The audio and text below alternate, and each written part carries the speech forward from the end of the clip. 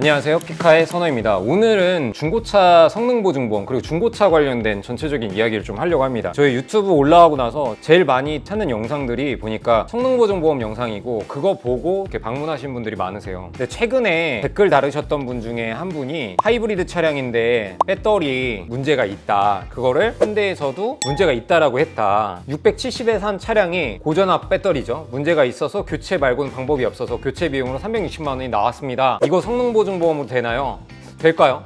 제가 성능지를 봤는데 거기에는 고전압 배터리는 제가 볼 때는 없더라고요. 근데 이럴 경우에는 이 앞전에 뭐라고 써있냐면요, 엔진 체크불이 들어오고요, 차량 운행이 거의 불가능한 상황에 있습니다. 이럴 경우에는 차량의 중대결함이라고 볼 수가 있습니다. 제가 이거 댓글 뭐라고 했냐면요, 해당 경우에는 약간 좀 속상하시겠지만 이 부분은 성능보증보험으로는 처리가 좀 어려울 것 같습니다. 제가 침수차 환불 영상에도 올렸다시피 어떤 민원을 제기해서 해당 부분에 대해서 환불을 받는 방법이 맞을 것 같습니다. 왜냐면 중대결함이 발생을 한 거잖아요, 지금 현재요. 이는 뭐 자동차관리법상 위반된다라고 볼 수 있습니다. 그래서 구청이나 자동차관리법 관계기관에 민원을 제기하세요 라고 했는데, 이 영상을 찍은 이유도 있는데, 이게 뭐냐면 그래도 될 수 있는 방법이 생겨서 희망입니다 라고 했었어요, 이제 소비자분께서. 근데 구청에 민원을 넣었는데요, 구청에서 전화가 와가지고 이 항목으로는 환불 대상이 아니래요. 이 항목이라는 게 아니라 약간 이게 모르겠어요, 전달 과정에서의 미숙함일 수도 있고 아니면 오류가 생겼을 수도 있어요. 결과적으로는 이제 차량이 정상적 주행이 불가능한 상황에 있는 차를 판매했을 경우에는요, 판매자에게 귀책 사유가 있다라고 볼 수 있습니다. 그래서 이를 이미 공인된 기관인 오토큐 아니면 이제 현대 블루엔즈 이런 곳에서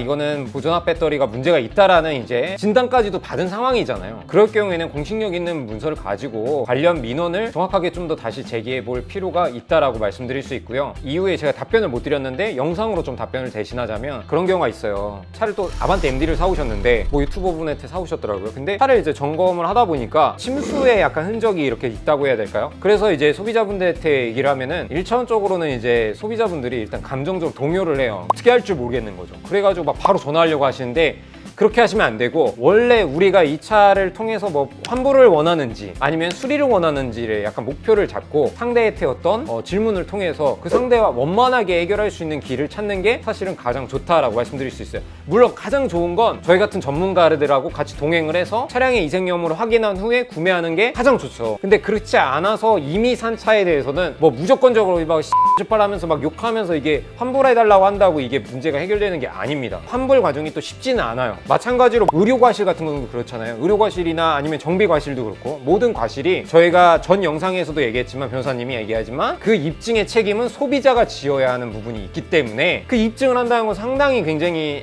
어려워요. 어렵기 때문에 저라면 이거를 대화로서 좀 충분히 원만하게 이 부분이 문제가 있어서 이걸 수리해 주시던지, 아니면 이 부분은 차량의 중대결함으로써 뭐 자동차관리법상 몇 항 몇 조에 의해서 이거를 환불을 해주는 게 맞다, 이렇지 않으면 내가 당신한테 문제를 제기할 수밖에 없다 라던가, 이런 순서를 밟아가면서 대응을 해야 되는 거라고 저는 말씀드리고 싶고요. 성능보증보험 가지고 이것도 해주시면 안 돼요, 저것도 해주시면 안 돼요, 그거 안 되는 건 안 되는 겁니다. 제가 항상 얘기하는 건데, 보증보험 항목 내에서 벗어나는 것들은 안 되는 거예요. 마지막 하나 더 에피소드를 얘기해 드리면, 성능보증보험 처리를 다 했어요. 그러면 성능점검장에서 자기부담금 10만 원이 들어오게 됩니다. 일방적으로 어떤 한 보험사의 하청으로 하고 있는 손해사정사 선생님들이죠, 선생님이 저희랑 협의 없이 일방적으로 금액을 깎으셨어요. 그리고 통보를 하셔서 저도 나중에 알게 됐죠. 우리 담당자가 수긍을 하고 그걸 진행을 했나 봐요. 했는데 문제는 거기에서 10만 원을 또 더 안 주겠다는 거예요. 그 왜 안 주냐 하니까, 그 성능점검장에서 받는 돈은 자기네들이 갖는 거래요. 제가 알기로는 그게 정확하게는 아닙니다. 정비업체가 받는 게 맞습니다. 아니면 보험사나 또는 손해상사가 받고 그거를